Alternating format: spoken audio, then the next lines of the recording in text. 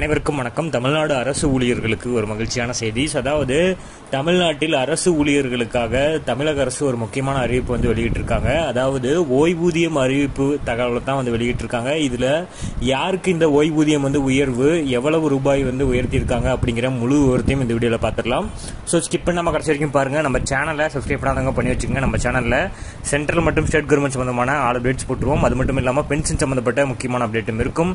So மறக்காம subscribe பண்ணிருங்க. வாங்க வீடியோக்குள்ள போகலாம். ஃபர்ஸ்ட் ஆஃப் ஆல் பார்த்தீங்கன்னா, ஓய்வு பெற்ற ஊழியர்களோட நீண்ட நாள் கோரிக்கையை ஏற்று அவர்களின் ஓய்வூதியம் மற்றும் குடும்ப ஓய்வூதியத்தை கணிசமாக உயர்த்தி அதற்கான அரசாணையை தமிழக அரசு வெளியிட்டிருக்காங்க. இந்த அறிவிப்பு ஆயிரக்கணக்கான ஓய்வூதியதாரர்கள் மற்றும் அவர்களின் குடும்பத்தினருக்கு ஒரு பெரிய மகிழ்ச்சியாக இது இருக்கும்.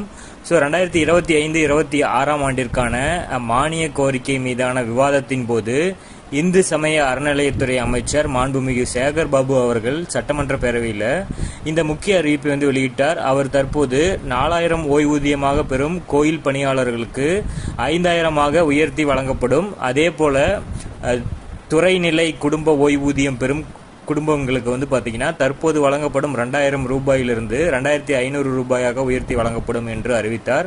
அதற்கான அரசாணையும் தற்போது வெளியிட்டிருக்காங்க. ஸோ இந்த ஓய்வூதிய திட்டம் என்பது புதிதல்ல. இபிஎஃப் திட்டத்தின் கீழ் வராத திருக்கோயில்களின் நிரந்தர பணியாளர்களுக்காக துறை நிலையிலான இந்த ஓய்வூதிய திட்டம் 1/1/2006 அன்று நடைமுறைப்படுத்தப்பட்டது. ஸோ தொடக்கத்தில் மாத ஓய்வூதியமாக வெறும் 750 மட்டுமே வழங்கப்பட்டு வந்தது.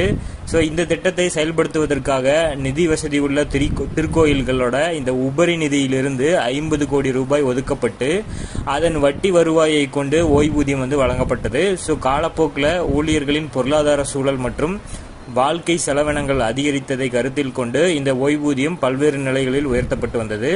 ஸோ இறுதியாக பார்த்தீங்கன்னா இந்த ஓய்வூதிய திட்டத்தின் கீழ் உள்ள கோயில் பணியாளர்களுக்கான மாத ஓய்வூதியம் 3000 4000 ரூபாயாகவும் குடும்ப ஓய்வூதியம் 1500 2000 உயர்த்தப்பட்டது.